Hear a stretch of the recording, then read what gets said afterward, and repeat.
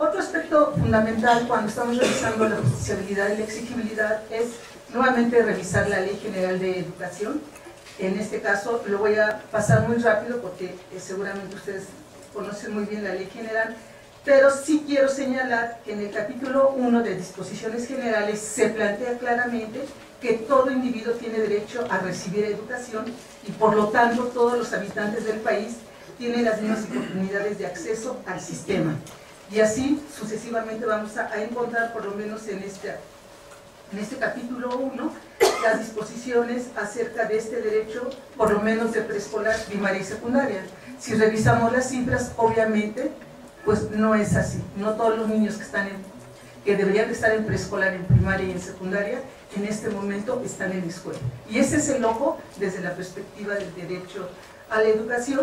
También vamos a encontrar en el capítulo 3 de la Ley General lo referido a la equidad, en donde se alude nuevamente acerca del derecho a la educación, particularmente de los sectores más vulnerables, ¿no? Y se plantea la necesidad de desarrollar una política de corte compensatoria para esta población. También contamos en la Constitución un capítulo, en el capítulo 3 de la equidad, en donde se plantea el ejercicio pleno del derecho del individuo por una educación de equidad.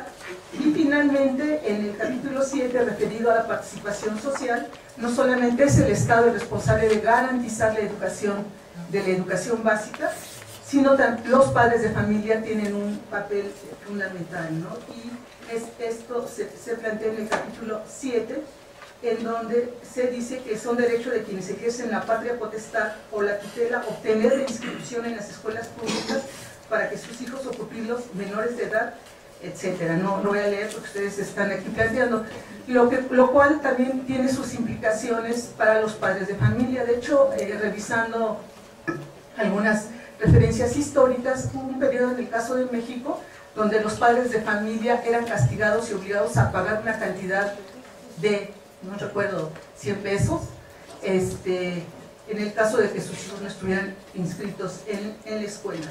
Entonces, a partir de estos referentes es como podemos decir qué pasa con la exigibilidad y la justiciabilidad. Es de todos conocidos que se dice que no hay mecanismos justiciables para el caso de México. Nosotros nos hemos acercado no solo a la literatura jurídica, sino entrevistas con jurídicos donde estamos analizando este caso. Y les decía, para el caso de Brasil, en la Constitución política dice que el derecho de la educación es un derecho público subjetivo. Y esta parte del derecho público subjetivo posibilita la exigibilidad y la justiciabilidad de este derecho.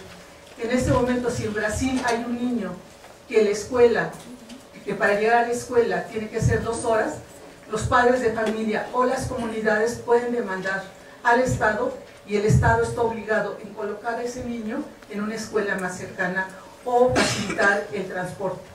Además, en el caso de Brasil tienen una figura que son los promotores del derecho a la educación. Es decir, yo, padre de familia, voy a plantear una demanda y tengo un grupo que me está respaldando.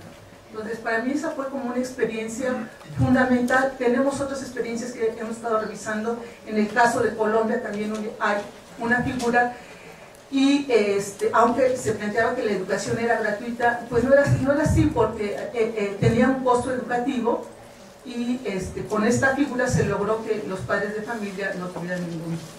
Entonces, igual está en el caso de Argentina, en fin.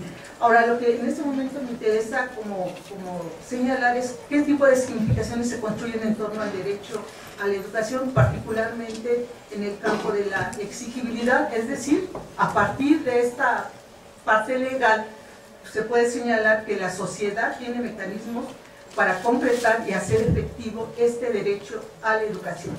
En una investigación que realizamos, que señalaba yo al inicio, lo que planteábamos es que la exigibilidad es la contracara de la obligatoriedad, en el sentido que da elementos para que la sociedad se organice y puede exigir la educación.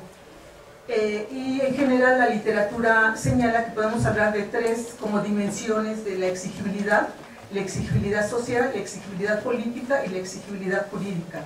Cuando esa exigibilidad es jurídica, entonces ya entramos al terreno de la justiciabilidad. En general, para todos los actores que debaten acerca del derecho a la educación, ustedes lo pueden ver concretamente, no voy a señalar cada uno de ellos, pero implica la posibilidad de exigir este derecho bajo los canales y mecanismos jurídicos, tanto en el marco nacional como en el marco internacional. El hecho que el derecho a la educación esté presente en la declaración es importante porque si esta posibilidad de justiciabilidad en nuestro país se negara, diríamos, es posible presentar el caso en la Corte Interamericana, porque México y la mayor parte de los países han firmado los acuerdos en torno a esta cuestión de este derecho a la educación, ¿no? Ustedes están revisando algunas cuestiones. Bueno, hay... Y también en esta investigación señalábamos que el marco jurídico no parece asegurar por sí mismo el derecho a la educación de jóvenes y adultos, es decir, una investigación que se encuentran en condiciones negativas. Y aquí cabe señalar que esta efectividad del derecho a la educación no solamente es el ingreso a la escuela, no solamente es la permanencia, sino también lo que se llama el derecho efectivo, que este derecho efectivo debe estar acompañado de otros derechos. O sea, el derecho a la educación en sí mismo no lo podemos leer si no lo leemos en relación a la declaración en su conjunto. Por lo tanto, los niños que asisten a las escuelas tienen que tener apoyo para el desayuno escolar, apoyo para los libros, los cuadernos, porque las investigaciones han reportado que los más pobres son los que pagan educación, ¿no? Está el estudio de Smekes, está el estudio de Teresa Bracho sobre desigualdad educativa, está el estudio de Ruth Mercado, donde señala que la gratuidad es algo que se negocia en las escuelas. Entonces, esto ya está documentado. Y finalmente, quiero presentar de manera muy general esta experiencia que nosotros estamos analizando, que es una unión popular y que está luchando por la defensa de la escuela pública. Es una organización que en principio se planteó la necesidad de luchar por mejorar las condiciones de vida de una población en particular. Esta organización crece en Nezahualcóyotl y a partir de la defensa de la lucha por la vivienda, el transporte, el mercado, también el derecho a la educación es como un punto fundamental.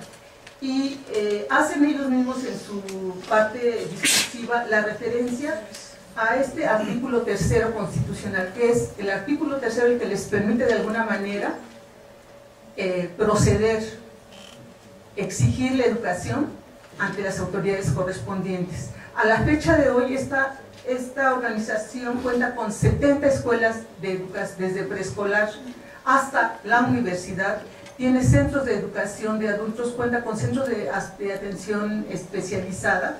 Y bueno, nosotros lo que queremos señalar es que sí es posible bajo la presión social exigir el derecho a la educación. El punto de quiebre que pasa en varios países en América Latina es precisamente la justiciabilidad, pero señalamos, si en México no es posible, sí se puede ir a las cortes internacionales. En el caso de México lo que sí tenemos son ejemplos del derecho a la salud. Si una comunidad se organiza, es posible que pueda demandar que se construya una clínica en esta comunidad y esto ha sido posible. Pero en el caso de la educación no tenemos casos de esa naturaleza, y lo que se plantea que sí es un compromiso de todos de apoyar estas demandas a la educación. No es el individuo frente al Estado, sino son las colectividades, y me estoy refiriendo a padres de familia, alumnos, organizaciones civiles, universitarios, universidades, tal como se hace en Brasil, que acompañan un derecho hasta lograr su objetivo. Muchas gracias. Pues, es todo lo que puedo decir. Gracias, Mercedes.